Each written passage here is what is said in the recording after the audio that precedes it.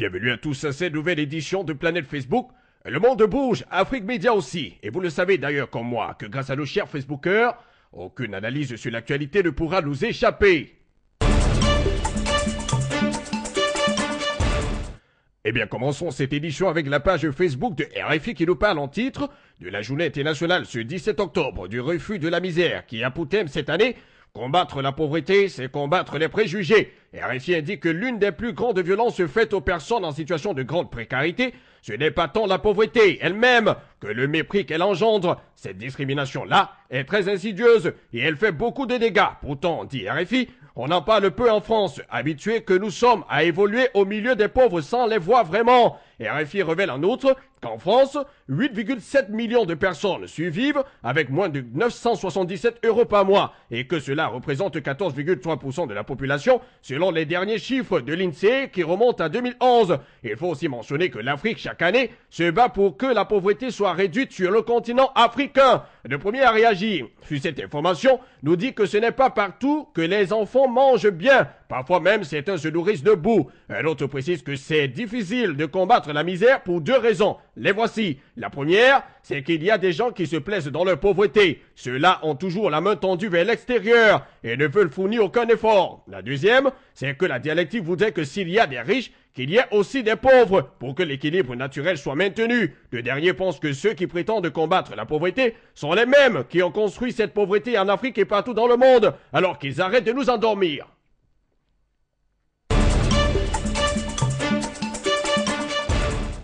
Sur la page Facebook de RFI encore, parlons des éléphants empoisonnés au cyanure au Zimbabwe. Selon RFI, les autorités du parc national de Hwange sont choquées. Une centaine d'éléphants ont été empoisonnés au cyanure en moins de 6 mois au Zimbabwe. Et la méthode est nouvelle. Auparavant, les animaux étaient le plus souvent abattus. 2 personnes ont été arrêtées, des hommes qui viennent d'un village à proximité du parc où ont été retrouvés les animaux. Et ils doivent comparaître devant un tribunal mercredi prochain. Une 3e personne est recherchée. Il s'agit d'un ancien militaire qui aurait pris la fuite. Et les autorités du parc s'inquiètent de ne pas pouvoir lutter contre cette nouvelle méthode de braconnage. Pour le premier à réagir sur cette deuxième actualité, il faut faire des enquêtes et punir sévèrement les auteurs, sensibiliser sur la nécessité de garder les espèces, redistribuer équitablement les revenus qui émanent de la visite des terroristes. Un autre estime que tout cela arrive tout simplement parce que les hommes sont très méchants et ne veulent pas voir les animaux s'épanouir. Et il faut, dit-il, dire que de nos jours, les animaux sont plus sensés que les hommes. Pour un autre encore, la Terre et les animaux auront la chance de survivre si l'espèce humaine disparaît. Le dernier pense que c'est la responsabilité du monde entier de lutter contre les braconneurs. Et il faut à tout prix protéger la nature. Voilà qui est bien dit.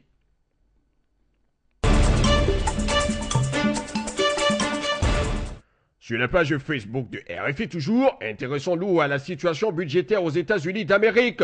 RFI indique que les États-Unis risquent de payer au prix fort ces 2 semaines de crise.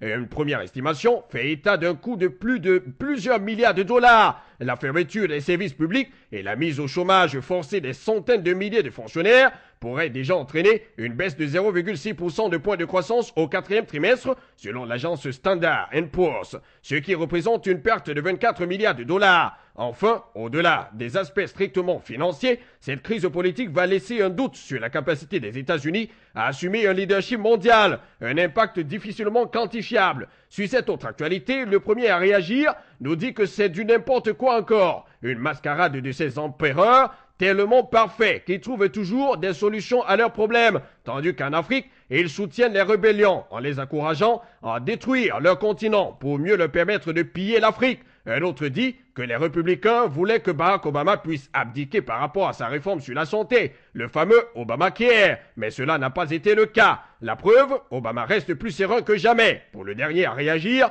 le monde est ainsi fait. Tous les pays superpuissants finiront par tomber un jour. Paix à leur âme.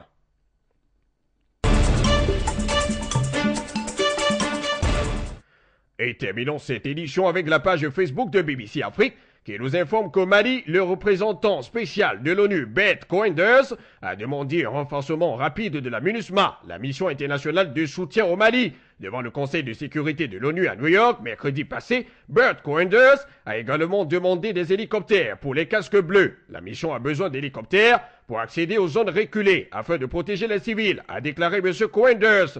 Il a ainsi invité les membres du Conseil et les pays qui fournissent des troupes à faire le maximum pour permettre un déploiement rapide de moyens de transport et de bataillons supplémentaires au Mali. Le premier a réagi sur cette dernière actualité, nous dit que c'est un appel qui confirme que la situation sécuritaire au nord du Mali reste très préoccupante, malgré l'opération Serval et l'opération sous la bannière onusienne en cours. Pour un autre, oublier le nord Mali, c'est condamner les populations du Sahel en général à subir les pires tortures terroristes qui soient. Un autre encore estime que les Africains, tous ensemble, doivent aider le Mali à s'en sortir. Le dernier à réagir déclare pour sa part que la France a fait l'erreur, car les casques bleus de l'ONU ne donneront jamais la paix au peuple malien. Au contraire, ils contribueront au désordre pour gagner de l'argent pendant de bonnes longues années, comme en RDC, on le voit aujourd'hui, on vous a à l'œil.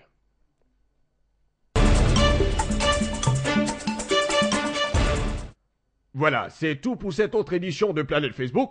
Rendez-vous sur le www.afriquemedia.tv ou encore sur notre page Facebook Afrique Média. Et rassurez-vous toujours, grâce à nos chers Facebookers, aucune analyse sur l'actualité ne pourra nous échapper. Que Dieu protège le monde. À bientôt sur Planète Facebook.